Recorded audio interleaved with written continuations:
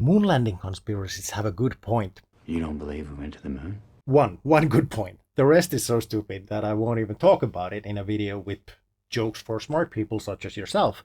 But there is actually a good question that they've asked, and by the end of this video, I'm kind of going to agree with the conspiracy people about it. That was a painful sentence to say, so hear me out. Get ready for some serious moon action.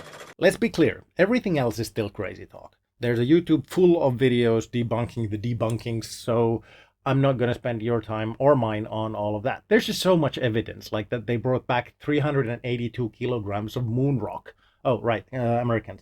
382 kilograms is roughly 4.5 Kid Rocks. What?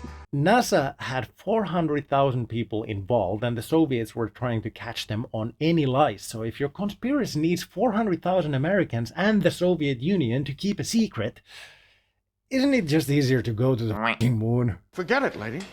It'd be easier to put a man on the moon.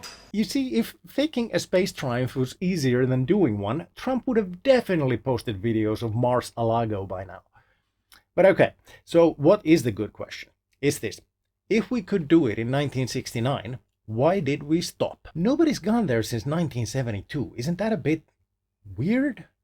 NASA astronaut Don Pettit, I am not sure if that's how you pronounce his name, but he said this in an interview.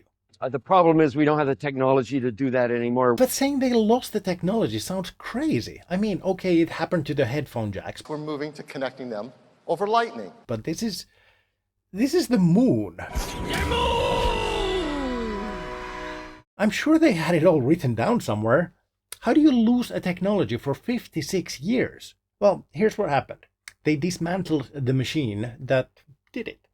The Apollo program, at its peak, like I mentioned earlier, involved around 400,000 people, but then Saturn V production ended and suppliers moved on, engineers retired, and the launch pad cut turned into a spirit Halloween.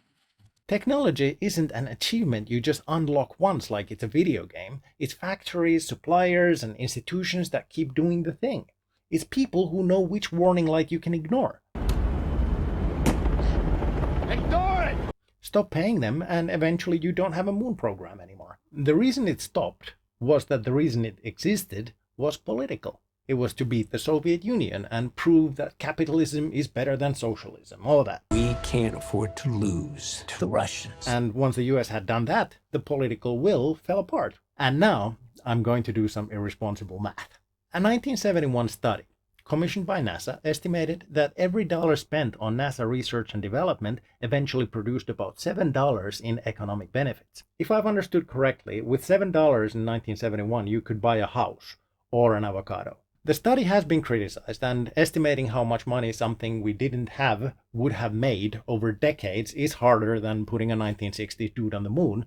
So just to have a number, let's cut the avocado in half. $3.50 for every dollar spent. If the US had kept NASA at its 1966 funding level, adjusted for inflation, they would have spent about $2 trillion more on it than they actually did. Which sounds like a lot. It sounds expensive. The space program is a bloated mess. But even using our deliberately chopped in half estimate, that extra spending could have generated about $7 trillion in economic activity. That could be roughly $5 trillion left on the table. If you stacked that in $1 bills, it would go higher than a moon mission does. Or you could buy every American 9,800 Costco hot dogs. Famous $1.50 hot dog combo. If a government doesn't do stuff like this, the moon program, not the hot dogs, then billionaires will step in. Elon Musk. And they don't do it out of civic duty. If public institutions aren't the ones defining the goals will become profit and monetization, and that's how you end up with a dystopian moon colony where the oxygen is free for the 30-day trial. No, thank you. To be clear, I'm just spitballing a fake history using a disputed estimate, so please don't use this video as your dissertation. But even if my number is way off, the point still works. Cutting science and engineering doesn't actually really save money long term because it means some things never get invented. New metal alloys. Biscuit style. Expertise disappears and whole industries go the way of the royal astrologer. And now that they're finally rebuilding the project to send people to the moon, it has cost something like $100 billion. It's like maintenance by necromancy. Keeping NASA funded at Apollo levels for those 50 years obviously would have cost 20 times that over 50 years. So yes, technically, the US saved money by letting it all fall apart and rebuilding it all over again. The species regressed, but the budget was tidy, so probably there was an accountant somewhere with an erection that you could have used as a launch tower. I just can't believe it's finally happening. Because they are hard. If only there had been a moon program to use it for. It's like saying it's cheaper to demolish a university and rebuild it again after 50 years than to operate it for that time. Technically true. But if you do that, you lose out on 50 years of university graduates contributing to the economy. And I mean, the beer sales alone, while they're still students, has to count for something. I love that the Artemis program is building it again, because it was kind of embarrassing that, at least for me growing up, going to the moon was kind of retro. If the future is decades in the past, we definitely took a wrong turn somewhere, so it really does feel nice to have it back the right way around. Back to the future! So when a moon landing conspiracist asks, if they really went in 1969, why did we stop going? They actually have a point. Just not the one they think they're making.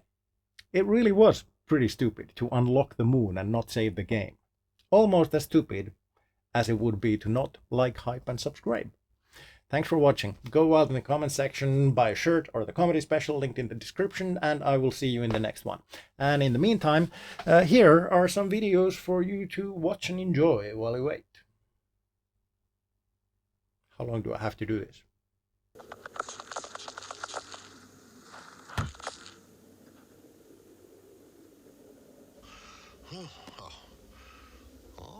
Has it been 15 seconds?